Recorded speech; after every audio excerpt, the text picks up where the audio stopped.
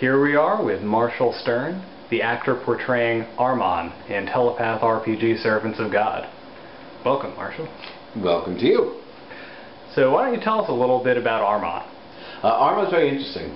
For me, he's interesting guy. A lot of these characters in the magical realms have strength or magical powers, this or that. Arman doesn't have any of that. He's got his wits, and that's about it. And that does not speak about somebody who's had an easy time of it. Somebody who has an easy time, it doesn't develop those faculties. His faculties seem like a matter of survival, that he's always been fighting for survival. You get the feeling that Arman's always, the world is spinning and he's just running as fast as he can to try to keep up with it. You never get the sense that he ever gets ahead.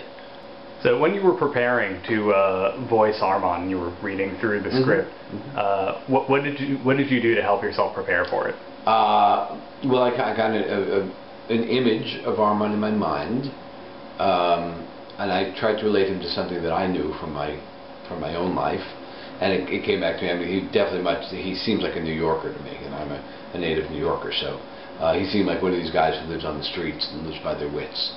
You know, and that's why there's kind of a little Ratso-Rizzo quality to his voice as well, because that to me is that's an encapsulation of somebody who lives on the streets in New York. You and Arman walk into a bar. 185, yes. What happens? Well, let me see, what happens? Well, first of all, I would let Arman go in first, but probably he would make me go in first, so it'd be a little tussle about who's going to go in first. We'd have to decide beforehand, what's the play? I don't think Arman would ever just walk into a place without deciding, what is this place, without casing the joint a little bit. So we'd probably stand outside looking through the window, get an idea of who's in there, is there anybody he knows, anybody he's in trouble with, because he doesn't want to get cornered either. And then once he's outside, he'd know what the play is.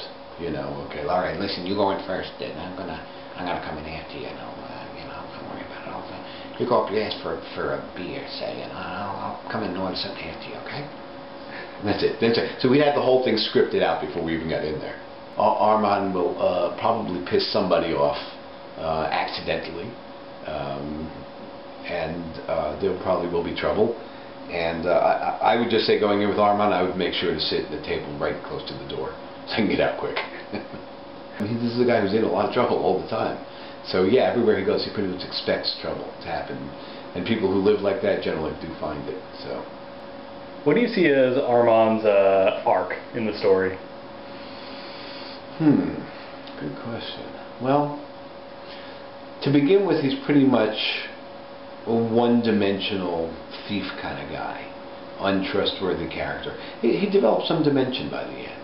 You really begin to like him. I know I did. I have affection for the character. There's some depth to the guy. Again, you get the sense with Arman, it's not that there's something evil in him or something bad in him. It's just, he's kind of a creation of his environment, the tough stuff he's had to go through. He wants to be a good guy. He just doesn't see a way to do that and survive. But if he could, if he lived in that kind of a world, which somewhere in his head I think he does, that he would be a hero. But in reality, he's got to survive. Surviving is the prime directive. And so that takes precedence over everything. But if that weren't the case, yeah, he'd be a great guy.